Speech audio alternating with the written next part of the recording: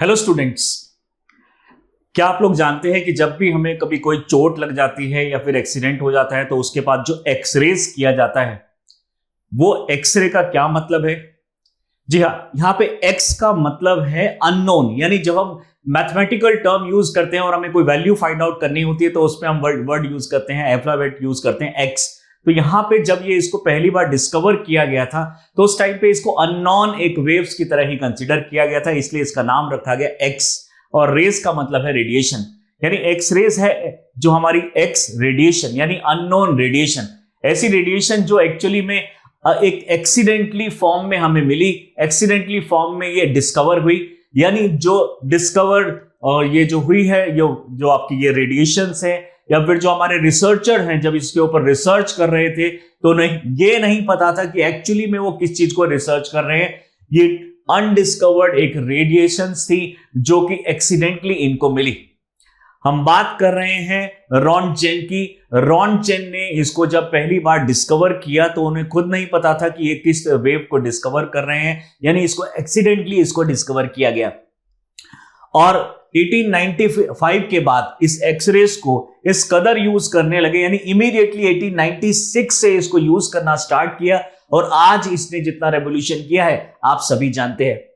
इसी से रिलेटेड बहुत सारी अदर टेक्नोलॉजीज भी बाद में आई, जैसे MRI, magnetic resonance imaging, like CT scan, computed tomography scanning, like उसके बाद में हमारी दूसरी तरह की भी टेक्नोलॉजी इससे रिलेटेड आई हैं, that is ultrasound technology, echo sound technology, eco cardiography.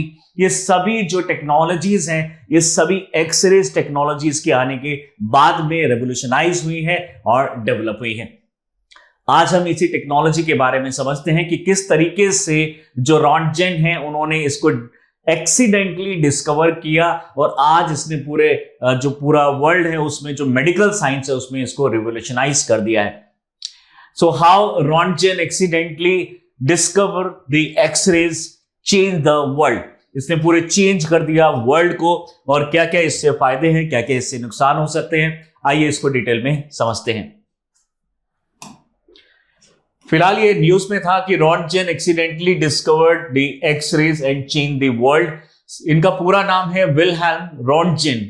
So Wilhelm Roentgen, इन्होंने पहली बार इसको जब एक्सीडेंटली डिस्कवर किया था तो उस टाइम पे मेनली आप बोल सकते हैं कि ऐसी कोई टेक्नोलॉजी नहीं हुआ करती थी जिससे हम बॉडी के अंदर के जो हमारे ऑर्गन्स हैं और जो हमारी बोन्स हैं उसको हम ठीक से देख पाए। बट यस, जब इन्होंने इसको एक्सीडेंटली डिस्कवर किया उसके बाद से इमीडिएट बाद से ही इस टेक्नोलॉजी को बहुत ज्यादा लेवल पे इसको यूज करने लगे ऑल ओवर द वर्ल्ड। ये किस तरीके से फैला, आज हम इसी बारे में बात करने वाले हैं। सबसे पहले हम बात करते हैं कि ये सबसे पहले डिस्कवर हुआ 8 नवंबर 1895 को। विल्हेल्म कॉर्नेट रॉन्टजेन ने इसको पहली बार डिस्कवर किया, जो कि जर्मनी से हुए थे और जर्मनी के ही एक लैब के अंदर में ये रिसर्च कर रहे थे, यानी यूनिवर्सिटी ऑफ वुर्जबर्ग में डिस्कवर कर रहे थे। और ये एक्चुअली में अपना जो इनका रिसर्च था वो कैथोड रे ट्यूब से था। ये कैथोड रे ट्यूब के ऊपर में डिटेल स्टडी कर रहे थे। और कैथोड रे ट्यूब आपने बचपन में सुना होगा, सीआरटी टीवीज, जो टीवी हुआ करते थे हमारे, वो कैथोड रे ट्यूब टीवी होते थे जिसमें कैथोड रे पास की जाती थी और पास करने के बाद एक लेंस पे फोकस किया जाता था। यानी यहां से अगर कैथोड रे आएगी तो हमारे पास यहाँ पे एक लेंस होता था और ये जो लेंस होगा ये एक पर्टिकुलर स्क्रीन के ऊपर ऐसे ये अपनी लाइट को फॉल करेगा और इसके ऊपर जो भी स्क्रीन पे जो भी बॉडी होगी वो हमें देखने को मिलेगी सीआरटी टीवी के अंदर में, सीआरटी मॉनिटर्स के अंदर में। लेकिन इनको ये पता नहीं था कि ये डिफरेंट फ्रीक्वेंसीज जो ये कैथोड रे ट्यूब के अंदर में डाल रहे हैं और उसके ऊपर जो रिसर्च कर रहे हैं उससे कुछ और इनको देखने को मिलेगा।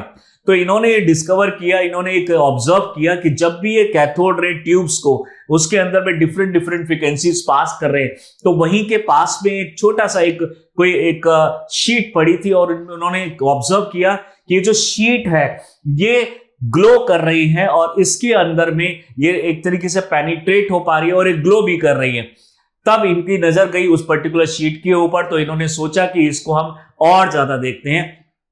तो इन्होंने डिस्कवर किया कि जो कैथोड रे ट्यूब्स हैं उसमें से एक ऐसी इनविजिबल रेडिएशंस निकल के आ रही हैं, कैथोड रे ट्यूब के अंदर में से इनविजिबल रेडिएशंस निकल के आ रही हैं जो कि इस पर्टिकुलर स्क्रीन के थ्रू इजीली पास हो पा रही।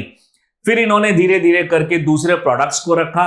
तो कैथोड रे में से जब ये ट्यूब निकल के, जब ये रेज निकल के आती थी जो कि इनविजिबल हुआ करती थी, जिसकी फ्रीक्वेंसी विजिबल लाइट से ज्यादा है, उसके इन्होंने डिफरेंट जो आप बोल सकते हैं मटेरियल्स लाइक प्लास्टिक हो गया, मेटल्स हो गया, और जो हमारे अलग अलग तरह के प्रोडक्ट्स होते हैं, वुड हो गया, इनके थ्रू पास करके देखा तो इन्होंने ऑब्जर्व किया ये जो इनविजिबल रेडिएशन है, ये इनविजिबल रेडिएशन काफी ज्यादा पेनिट्रेट कर रही है, पेनिट्रेटिंग पावर है, और जो हार्ड वुड है इवन उसके थ्रू भी ये पास हो पा रही है। मेटल के थ्रू कंपैरेटिवली कम पास हो रही थी, लेकिन बाकी ज्यादा जो दूसरे सब्सटेंस थे उसके थ्रू ज्यादा हो रही थी। तो जब इन्होंने कैथोड रे ट्यूब का एक यहां से इनविजिबल रेडिएशंस यहां से निकलती हुई एक तरीके से ऑब्जर्व किया, डेफिनेटली इनविजिबल था तो ये इनको दिख नहीं रही थी, लेकिन शीट जो यहां पे प्रेजेंट थी, इन्होंने ऑब्जर्व किया कि इन दोनों के बीच में जब ये कोई भी ऑब्जेक्ट को रखते हैं, लाइक कोई मेटल अगर इन्होंने इसके बीच में प्लेस किया, तो ये कैथोड से निकलने वाली इनविजिबल रेज फिर भी इस शील्ड तक और शीट तक पहुंच रही है। इसका मतलब ये जो इनविजिबल रेडिएशंस हैं, इनकी पेनिट्रेटिंग पावर इतनी ज्यादा है कि बीच में अगर कोई भी सब्सटेंस आ जाता है तो इसको क्रॉस करके निकल जाती है। ये आइडिया जब इनको क्लिक किया, इन्होंने तभी तुरंत अपनी वाइफ को कॉल किया, वाइफ को अपने बुलाया और बोला कि अपने जो अपने फिंगर में रिंग पहनी हुई है और जो अपना फिंगर है, और ये इसके थ्रू हम एक रेडिएशन पास करके इसको देखते हैं। तो इन्होंने जो पहला एक्सपेरिमेंट किया, आप बोल सकते हैं कि अपनी वाइफ के हैंड्स से जब इन्होंने रेडिएशंस ये पास करी तो उन्होंने देखा कि ये बोन्स की भी फोटो क्लिक कर सकता है, और जो रिंग थी उनकी जो हाथों में, उसकी भी इसने फोटो क्लिक की। और वो दिन था और आज दिन है कि इस टेक्नोलॉजी को इतना ज्यादा यूज किया जा रहा है कि कोई भी मेडिकल डायग्नोसिस, स्पेशली जब कोई आपका डिजीज बोन से रिलेटेड या ऐसे हो, तो आप बिना एक्सरे के वो चीज कर ही नहीं कर सकते और डायग्नोज ही नहीं कर सकते। बात करते हैं फर्दर, जैसा कि मैंने अभी बताया आपको, क्रिसमस से 3 दिन पहले 1895 में जब ये डिस्कवरी कर रहे थे, डिस्कवरी हुआ, तो यहाँ पे एक्स यहाँ डिनोट कर रहा है अननोन से, और ये मेटल के थ्रू, पेपर के थ्रू, कार्डबोर्ड के थ्रू, सब के थ्रू ये पास हो सकती थी। रॉन्टजेन ने conducted ground breaking experiment capturing an image of the bones in his wife's hand, यानी इनकी जो वाइफ के हैंड में जो बोन्स थी उसको, इसका फोटो कैप्चर किया, प्लस में रिंग जो थी उसको कैप्चर किया, प्लस में इन्होंने जो एक्सरे के पोटेंशियल यूज हो सकते हैं इंटरनल स्ट्रक्चर को पता करने के लिए, वो सभी एक्सपेरिमेंट इन्होंने 1 बाय 1 करके किए, और उसके बाद ये एलिजिबल हो गए और नोबेल प्राइज के लिए। और 1901 में फिजिक्स का पहला प्राइज, नोबेल प्राइज मिलता है रॉन्टजेन को, विल्हेल्म रॉन्टजेन को।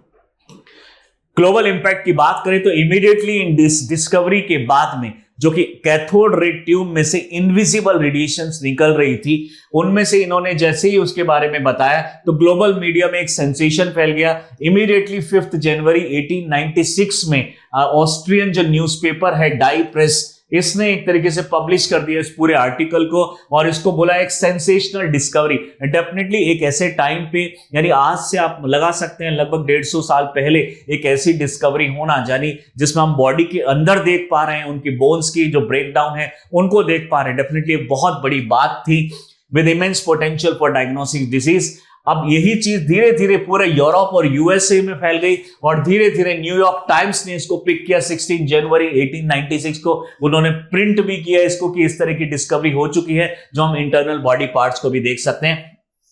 रॉन्टजेन रातों रात एक तरीके से 1-2 साल के अंदर में ही इतने ज्यादा फेमस हो गए कि लोगों तक यहां तक इंफॉर्मेशन पहुंच गई, और इनको फिर जो नोबेल प्राइज है उसके लिए भी नॉमिनेट किया गया था।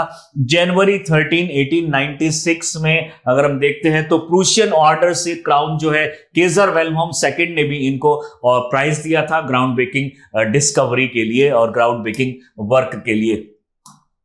बात करते हैं मेडिकल कम्युनिटी ने इमीडिएटली जस्ट नेक्स्ट ईयर से इसको डायग्नोस करने के लिए यूज करने लगे, बोन्स में फ्रैक्चर करने के लिए यूज करने लगे। और 14 फरवरी 1896 की अगर हम बात करें तो मेजर जॉन हॉल एडवर्ड जो थे, इन्होंने पहले डॉक्टर बने जिन्होंने पहली बार इस एक्सरेज को यूज किया डिसीज पता करने के लिए, प्लस में बॉडी के अंदर में फ्रैक्चर्स और बोन्स के अंदर में फ्रैक्चर्स पता करने के लिए।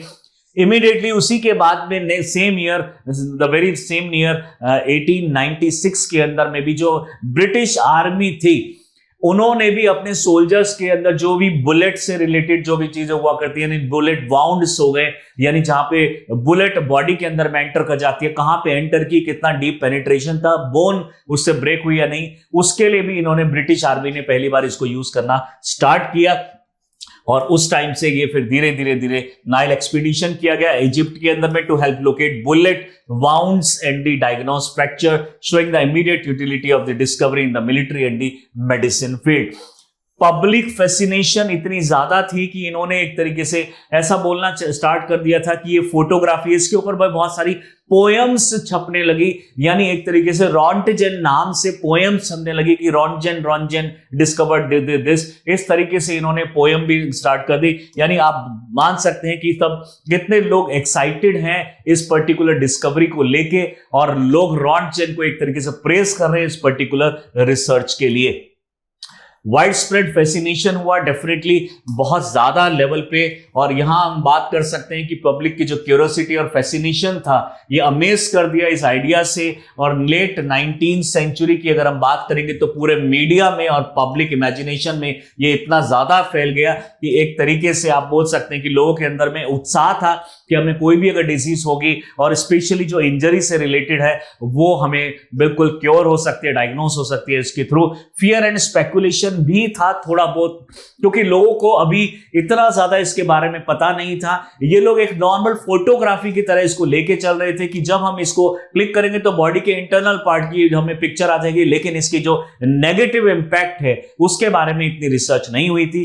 धीरे धीरे लोगों के अंदर में फियर भी आने लगा कि अगर हम इसको ज्यादा यूज करेंगे तो ऐसा ना हो कि हमें प्रॉब्लम होने लग जाए, लेकिन एक साइंटिफिक बेसिस पे रिसर्च इसमें नहीं हुई।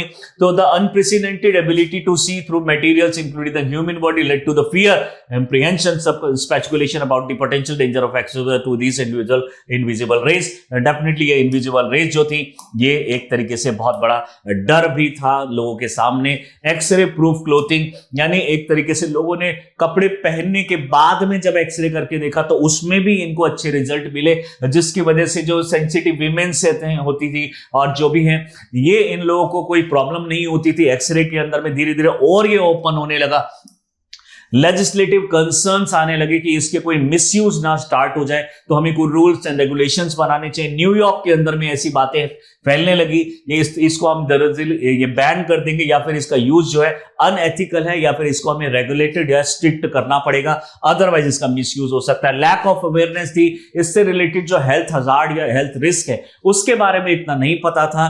तो वहां के जो लोग थे, जो स्पेशली जो एक तरीके से लीडर्स थे, उन्होंने बोलना स्टार्ट किया कि हम जो एक्सरेज हैं उसको पूरा डिटेल में स्टडी करेंगे और इसके पॉजिटिव और नेगेटिव एस्पेक्ट्स को स्टडी करेंगे, उसी के बाद इसको मेडिकल साइंस में अलाउ करेंगे, जो कि एक बहुत अच्छी बात थी। डेफिनेटली जब भी कोई टेक्नोलॉजीज आती है तो उसके लिए हमें पॉजिटिव और नेगेटिव दोनों एस्पेक्ट को सामने रख के ही करना पड़ता है। इसके क्या साइड इफेक्ट्स हो सकते हैं, बर्निंग हो सकती है, रेडिएशन सिकनेस हो सकती है, और ये सारी चीजें हमें धीरे धीरे करके पता चली। बात करते हैं मेडिकल डायग्नोसिस की लेगेसी की, यानी एक्सरे के अंदर में क्या लेगेसी है। ये धीरे धीरे करके cornerstone of the modern medicine, धीरे धीरे उसका एक पार्ट बन गया। यानी कोई भी मेडिसिन में कोई भी चीजें हो रही हैं वो बिना एक्सरे के होती ही नहीं थी। Transforming the ability to diagnose a wide range of the diseases, fracture and the internal condition, it led the foundation to the creature of the radiology.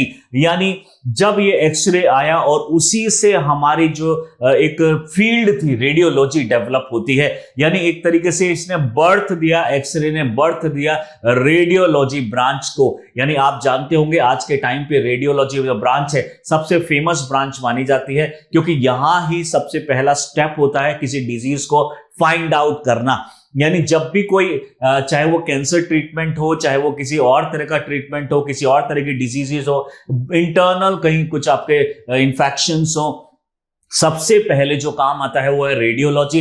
यानी जब आप उस डिजीज को फाइंड आउट ही नहीं कर पाएंगे तो उसको क्योर कैसे करेंगे। तो इसलिए आज जो सबसे फैसिनेटिंग फील्ड है मेडिकल साइंस में वो है रेडियोलॉजी। डेफिनेटली डॉक्टर्स भी इसमें काफी ज्यादा फोकस करते हैं, क्योंकि जब तक डायग्नोज नहीं होगा डिजीज भी क्योर नहीं होगी। रेडियोलॉजी के बाद में धीरे धीरे करके over the time new technologies like CT scan, computer या फिर कंप्यूटेड टोमोग्राफी, जिसमें हम 3D एक्सरेज को ही यूज करते हैं। यानी जो सीटी स्कैन है और एक्सरे ये अलग चीज नहीं है। सीटी स्कैन 3 डायमेंशनली जब हम स्कैनिंग करते हैं एक्सरे के थ्रू, और जो एक्सरे है वो 2 डायमेंशनल होता है generally. MRI, magnetic resonance imaging, UPSC ने एमआरआई के अंदर में पूछा कि इसके अंदर में किस तरह का रेजोनेंस होता है, तो उसको हम बोलते हैं न्यूक्लियर मैग्नेटिक रेजोनेंस। तो एमआरआई के अंदर में न्यूक्लियर मैग्नेटिक रेजोनेंस होता है। मैग्नेटिक रेजोनेंस का मतलब है, यहां पे अगर सिंपल लैंग्वेज में समझना चाहें तो ऊपर और नीचे जाना, टू एंड फ्रो मूवमेंट होना। तो यहां पे जो हमारी मैग्नेटिक रेजोनेंस यानी मैग्नेटिक फील्ड जिस हिसाब से चेंज करती है, उसी हिसाब से हमारा ये जो एमआरआई हमारा वर्क करता है।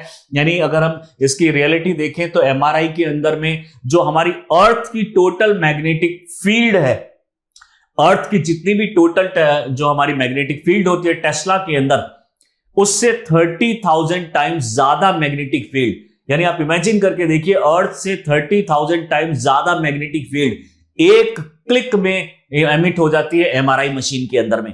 यानी एमआरआई मशीन 30,000 टाइम्स ज्यादा मैग्नेटिक फील्ड प्रोड्यूस करती है अर्थ के मैग्नेटिक फील्ड से। तो डेफिनेटली इसके जो है नेगेटिव पॉइंट्स भी हैं और पॉजिटिव डेफिनेटली आप जानते हैं। इंटरनल जो पूरा फोटोग्राफी है रेजोनेंस इमेजिंग के बेसिस पे, जो यानी हमारी जो बॉडी के अंदर में जितने भी हाइड्रोजन प्रेजेंट होते हैं उनकी जो फ्रीक्वेंसी होती है लगभग 63 मेगाहर्ट्ज, यानी एक हाइड्रोजन 63 इंटू 10⁻⁶ रोटेशन कर लेता है एक सेकंड के अंदर में। उनकी रोटेशंस को कुछ टाइम के लिए फ्रीज किया जाता है इस मैग्नेटिक फील्ड से, और जब उसको रिलीज किया जाता है तो रिलीज वाली जो एनर्जी है उसको हम एब्जॉर्ब कर लेते हैं, और उसके बेसिस पे इंटरनल जो बॉडी जो स्ट्रक्चर है उसके अंदर जो एक तरीके से उसकी पिक्चर क्लिक करने की कोशिश करते हैं। अल्ट्रासाउंड में मेनली हम जो साउंड से सेंड की जाती है बॉडी पार्ट्स तक, और वो रिफ्लेक्ट होके कितने टाइम में आई है उसके बेसिस पे हम इंटरनल स्ट्रक्चर को बनाते हैं। ऐसे ही एंजियोग्राफी की जाती है, यानी जो हमारे हार्ट से रिलेटेड जो हमारी जो वेसल्स होती हैं और जो वेसल्स के अंदर में ब्लॉकेज हो जाती है उसको फाइंड आउट करने के लिए, और उसके अंदर में एक छोटा सा कैमरा लगाते हैं ताकि हमें इंटरनल जो हमारे जो फीलिंग्स है, इंटरनल जो हमारे जो कोलेस्ट्रॉल डिपॉजिट हो गया, फिर कोई भी ऑब्स्टेकल है उसको फाइंड आउट करने के लिए इस तरह की सारी टेक्नोलॉजीज डेवलप हुई after the discovery of the X-rays.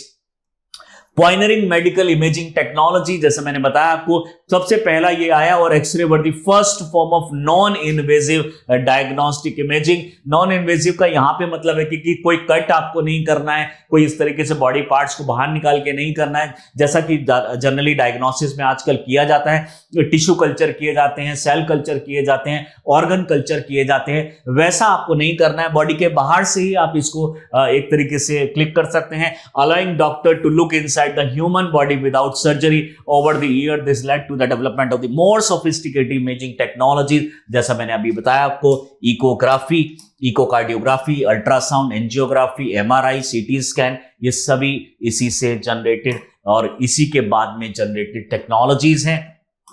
बात करेंगे कि और क्या लेगेसी हो सकती है इसकी impact on public health. X-ray revolutionize public health by enabling detection of the diseases like tuberculosis, जो कि लंग से रिलेटेड है, कैंसर और बोन फ्रैक्चर, ये सारी चीजों को हम इमेजिंग एक तरीके से कर सकते हैं, बॉडी इंटरनल पार्ट्स को पता लगा सकते हैं। एक अगर आप एक सिंपल लैंग्वेज में अगर एक एग्जांपल देखना चाहते हैं तो जो मेट्रो ट्रेन में, एयरपोर्ट्स में जो आपके जो ऑब्जेक्ट को स्कैनिंग करने के लिए, यानी आपने बैग में, आपके बैग में क्या क्या चीजें हैं, जब सिक्योरिटी में आप पास करवाते हैं तो एक मशीन से, वो मशीन भी एक्सरे मशीन ही होती है, और उससे हम बॉडी के अंदर में या उस ऑब्जेक्ट या कुछ कंटेनर के अंदर में क्या प्रेजेंट है उसको भी आइडेंटिफाई कर सकते हैं, पता लगा सकते हैं। डेफिनेटली मेडिकल साइंस में भी इसको यूज किया जा सकता है। अर्ली कंसर्न थे हमारे रेडिएशन से रिलेटेड। आज हमें पता चला है कि कुछ सेकंड से ज्यादा अगर हम एक्सरेज के ज्यादा एक्सपोजर में रहेंगे तो डेफिनेटली ये कैंसर भी कर सकता है और इंटरनल बॉडी पार्ट्स को डैमेज भी कर सकता है। धीरे धीरे करके हमें ये सारी चीजें पता चली। तो एक्सपोजर की लिमिट्स हमें बाद में पता चली। Continued use and the advancement, X-ray remain a cornerstone of modern medicine used in billions of procedures annually.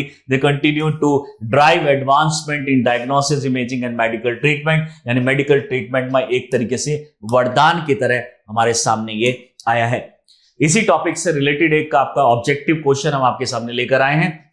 First statement है X ray were discovered by Wilhelm Conrad Roentgen in 1895, जो कि करेक्ट स्टेटमेंट है। X ray are a form of electromagnetic radiation with a frequency lower than visible light. जैसा कि मैंने बताया आपको कि इसकी जो फ्रीक्वेंसी है वो विजिबल लाइट से ज्यादा फ्रीक्वेंसी होती है। तो this statement is wrong just because of this word that is lower. So this is wrong statement. Next statement, the discovery of X-ray led to the establishment of medical field of radiology.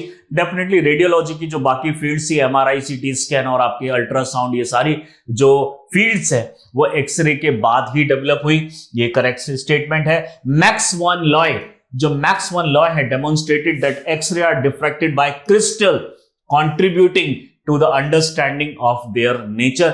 Definitely this statement is also correct. यही वो person थे जिन्होंने ये बताया था कि जो हमारे एक्सरेज जैसे नॉर्मल विजिबल लाइट्स होती हैं और क्रिस्टल पे अगर उसको पास किया जाए तो वहां से रिफ्लेक्ट होके एक अलग अलग तरीके से एंगल से निकल के आती है। बिल्कुल सेम वे में एक्सरे अगर हम क्रिस्टल के थ्रू पास करेंगे तो वो भी बिल्कुल वैसे ही फिनोमिना से आती है जैसे विजिबल लाइट आती है। तो डेफिनेटली ये जो है ये स्टेटमेंट भी हमारी करेक्ट है। So 1, 3 and 4 are the correct answers. इनके ये आपके just because of this lower वाला जो सेकंड स्टेटमेंट था ये लोअर की वजह से गलत है। अदरवाइज ये भी अगर इसमें हाइयर आ जाएगा तो this is also correct. So according to us, according to me, 1, 3 and 4 are correct. इसी तरह के सारे इंफॉर्मेटिव वीडियोस को देखने के लिए do subscribe our channel Chahal Academy. Thank you.